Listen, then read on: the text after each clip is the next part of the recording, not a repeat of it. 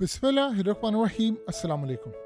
कुछ बहुत ही ज़्यादा ख़तरनाक होने वाला है और शायद ऐसा कुछ होने वाला है जिसके बाद हम सारी दुनिया में एक बड़ी तबाहकुन जंग देखने वाले हैं और ये ट्रम्प के आने से पहले पहले होने वाला है। सीन ये हुआ है कि आज इज़राइल की जानिब से ऐलान ये किया गया है कि किसी भी वक्त इज़राइल ईरान की न्यूक्लियर फैसिलिटीज़ पर हमला कर सकता है और वो ये देख रहा है कि ईरान चूँकि इस वक्त लाचार हुआ पड़ा है शाम के बाद और आइसोलेट हुआ है, तो हम ये अपॉर्चुनिटीज़ मुकम्मल तौर पर ज़ाया नहीं करेंगे।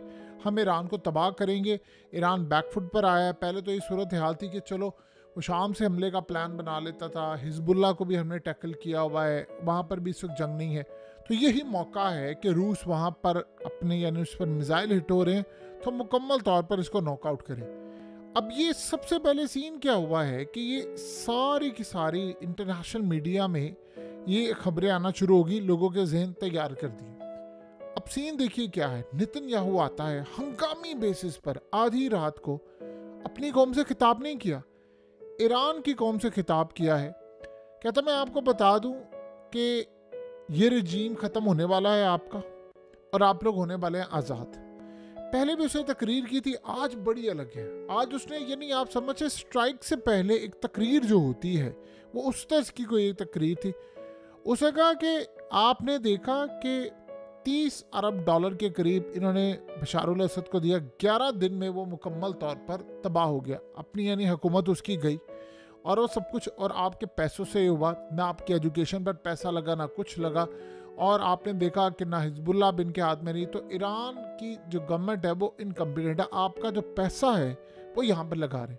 तो मैं अब आपको पैगाम देने के लिए आधी रात को हंगामी बेसिस पर आया हूँ कि अब वक्त आ गया है कि अब आपको मिलने वाली है आज़ादी और ये आज़ादी आपको बिल्कुल मिलने वाली है और आपके सर पर खड़ी है। तो इस सारी सूरत हाल के अंदर अब कुछ ऐसा होगा जिसके बाद आपको आज़ादी मिलेगी। यानी उसने एक 2-3 मिनट का आप समझ रहे खिताब किया ईरान की कौम से और उसके बाद वो चला गया। अब आप ये सोचें कि सारी सूरत हाल में अचानक क्या हुआ है कि ये सारा का यानी सिस्टम जो है वो सारे का सारा एक बदलने जा रहा है। असल में ये ईरान की कौम को उन्होंने पैगाम दिया है कि हम करने जा रहे हैं स्ट्राइक। जो शाम के अंदर सूरत हाल थी, हम वो सूरत हाल इस वक्त लेकर आ रहे हैं और मुकम्मल तौर पर ये सूरत हाल इस वक्त आने वाली है।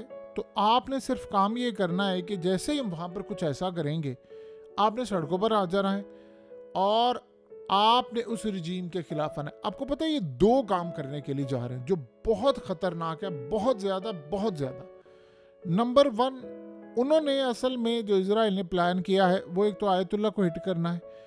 अब ये खिताब को अगर आप ये डॉट्स कनेक्ट करें तो उसमें वो ये कह रहा है कि रजीम बदलने वाला है। यानी अगर हम लोग आयतुल्लाह को हिट कर देते हैं, हमने इस्माइल हानिया को किया, फलाना किया, हमारे पास सारी इन्फॉर्मेशन, तो आपने फिर सड़कों पर निकल आना है और आपने आकर एक पैगाम देना है कि बस ठीक है, अब ये इस रजीम को ख़त्म करें और सारे के सारे लोगों को यहाँ से मुकम्मल तौर पर तबाह करें। अब इन्होंने पैगाम ये दिया है कि जैसे ही हम इनको मारेंगे, हिट करेंगे, तबाह करेंगे, आप लोगों ने सड़कों पर निकल आना है जैसे शाम के लोग निकले हैं और उसके बाद आपने आज़ादी लेनी। एक चीज़ और अजीब सूरत हाल है कि उसने फ़ारसी के वर्ड्स इस्तेमाल किए हैं इस पूरी तकरीर में आज़ादी के लिए जो इस्तेमाल होते हैं। यानी उसने पूरी तरह फ़ारसी बोली है और यानी ईरान के लोगों को मुखातिब करते हुए कहा है आज़ादी का टाइम आ गया है, हम कुछ करने वाले हैं, आपको आज़ादी मिलेगी, आपने तैयार रहना। जैसे मिसाल के तौर पर अब शाम के अंदर सूरत हाल हुई कि जी जोलानी और ये सारा ग्रुप आया, इन्होंने पहले से सेटिंग करके रखी हुई थी जो शाम की फ़ौज थी कि जैसे ही वो आएंगे तो आप लोगों ने लड़ना नहीं है, बस लड़ाई नहीं करनी, आप पीछे हटते थे। वो पीछे हटते गए तो शाम फतह कर लिया उन्होंने। अब जो सूरत हाल है उसके बाद जो अगला मरला है वो है ईरान की न्यूक्लियर फैसिलिटीज़ को तबाह करना। देखिए 2 काम इस वक्त इनको खटक रहे हैं। ये समझ रहे हैं कि शाम इस वक्त बुरी तरह तबाह हुआ है, ईरान को ये लग रहा है कि मुझ पर हमला ना कर दे तो ईरान अपना एटमी प्रोग्राम मुकम्मल ही ना कर ले इस चक्कर के अंदर और टेस्ट ना कर दे। मुकम्मल तो उसने किया हुआ है, टेस्ट कर दे। अगर उसने काम कर दिया तो तबाही हमारी तरफ आ जाएगी, लिहाजा ये गलती हम नहीं करेंगे। अब आप ये सोचें, इस वक्त रूस को अपनी पड़ी हुई है, जाहिर सी बात है मॉस्को के ऊपर हमले हो रहे हैं, कल भी इन्होंने लॉन्ग रेंज मिसाइल मारे थे। आज भी ये सूरत हाल है कि वो कह रहे हैं कि हमने यूक्रेन और बाकी जगहों पर हमला करना। ट्रंप ने कहा ये पागल हो गया है, स्टूपिड है ज़ेलेंस्की, ये आग लगा देगा। ये पूरी तरह सिचुएशन को खतरनाक तरीन मोड़ पर ले आया। अब मामला यहाँ पर नहीं रुकता। मामला ये है कि आज रूस ने शाम की जो गवर्नमेंट है, जिसको वो तस्लीम नहीं करते, उनको कहा है कि आप हमें यहाँ से मिलिट्री बेस नहीं हटाने दें, अब हमारे साथ एग्रीमेंट कर लें। उन्होंने इनको कहा है कि आपको इजराइल तबाह कर देगा, मुकम्मल तौर पर बर्बाद कर देगा, अमेरिका आपको उड़ा देगा। अगर आप शाम में मुझे रखते हैं तो मैं आपकी हिफाजत करूंगा इजराइल से। और इस सूरत हाल के अंदर आपको मामला तय करने के लिए, यानी तुर्की में उन्होंने कहा कि तुर्की आगे बीच में पड़ा। असल तो आप समझ लें इनडायरेक्टली जो मामला तय हो रहे हैं वो तुर्की से हो रहे हैं। तो उन्होंने कहा कि आप यहाँ पर एक काम करें, हम यहाँ पर रहते हैं, यानी इस सारी सूरत हाल के अंदर हम यहाँ रहेंगे और आपको बचाएंगे। ये बड़ी एक अजीबोगरीब बात है कि उसने कहा कि मेरी 2 मिलिट्री बेसिस यहाँ पर मैं रखना चाहता हूँ। जाहिर सी बात है इजराइल तो नहीं चाहेगा।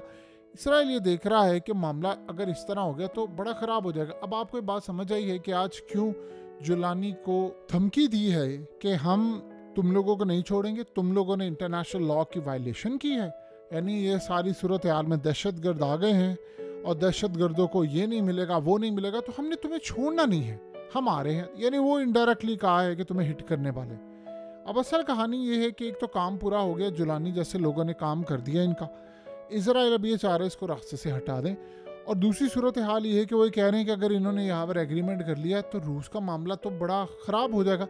क्योंकि इसराइल को ये लगता है कि अगर ये, देखिए रूस को क्या लगता है कि अगर ये मामला होता है तो मैं यहाँ मिडल ईस्ट में रहूँ, मिडिल ईस्ट में अगर मैं रहूँगा तो इस सारी सूरत हाल में ये तबाह होंगे। यानी अगर इजराइल खुलकर यूक्रेन की साइड पर आ गया, क्योंकि मैं यहाँ से गया तो फिर खुलकर ही आ जाएंगे, तो फिर मैं यहाँ पर मेरे होते उनको खौफ रहेगा कि नहीं कम से कम मैं हूँ यहाँ पर, ये तबाही है। तो इजराइल खुलकर नहीं खेल पाएगा मिडिल ईस्ट में। अगर ज़रूरत पड़ेगी ईरान को तो मैं यहाँ से हमला भी कर सकता हूँ। और बहुत सारी चीज़ें हैं। इवन कि नई जो गवर्नमेंट आई है वो अलाउ तो नहीं करेंगी, लेकिन कुछ ना कुछ रास्ता वो क्रिएट करने की कोशिश करेंगे। जाहिर सी बात है उसका रेडार सिस्टम यहाँ पर लगा हुआ है, वो इजराइल की सारी एक्टिविटीज़ को नोट करते हैं और वो ईरान को पास भी करेंगे। तो बहुत सारे मामला हैं। लेकिन इस सारी सूरत हाल में इस वक्त जो सबसे ज़्यादा हैरान कुन और बड़ा ही अजीबोगरीब मामला है कि ये डायरेक्टली आकर ईरान की गवर्नमेंट को टारगेट करते उन्होंने ईरान की कौम को कहा है कि अब बस शाम जैसी सूरत हाल पैदा करने वाले हैं हम ईरान में, आप लोगों ने सड़कों पर आ जाना है आज़ादी लेने। अब चूंकि लीडर नहीं रहेगा, चूंकि लोग नहीं रहेंगे, तो फिर आपके पास मौका होगा कि आप आएँ सड़कों पर, आप आकर अपनी आज़ादी ले लें। तो जब आपको आज़ादी मिल जाएगी तो आप आज़ाद हो जाएंगे। आप अंदाज़ा करें शाम के अंदर भी लोगों को ऐसे भुसलाया गया और 24 घंटे के अंदर अंदर गोलान हाइट्स आपका बहुत सारा एरिया गया। शाम के अंदर एयरफोर्स, नेवी और तमाम की तमाम फौज को तबाह कर दिया 24 घंटे में। हर जगह इजराइल ने आग लगा दी। और अब आप ये देखिए कि सारी सूरत हाल में क्या बचा।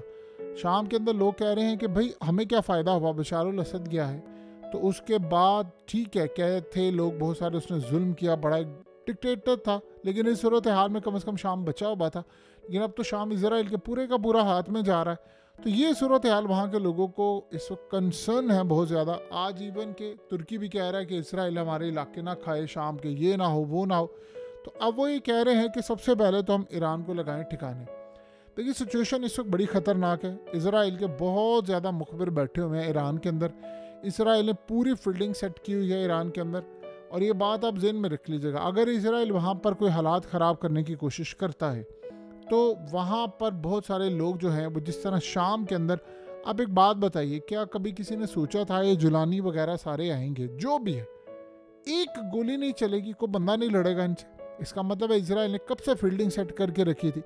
अब वो ईरान के अंदर भी ये काम करना चाहते हैं। देखिए ईरान में उनके बड़े अच्छे खासे असर और रसूख हैं। उनको बहुत सारी चीज़ों का पता चल जाता है, ईरान कब हमला करने जा रहा है, क्या होने जा रहा है, यानी अंदर उनके बंदे बैठे होते हैं।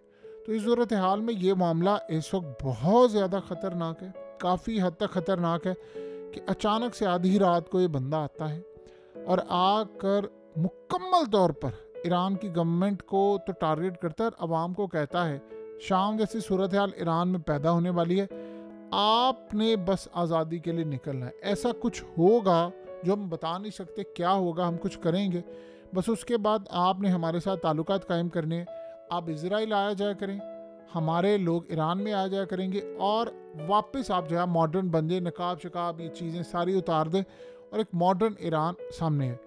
यानी इतना खुल्लम खुल्ला आकर वो ये काम कर रहे हैं, तो इस सारी सूरत हाल में आप सोच सकते हैं क्या कुछ होने वाला है। सो अब देखते हैं कि मामला किस तरह जा रहे हैं, लेकिन ये जो धमकी उसने दी है कि शाम जैसी सूरत हाल बस पैदा होने वाली है, और बाकायदा नाम लेकर कहा कि आज़ादी आज़ादी, तो अब आप देखें ये होने वाला है।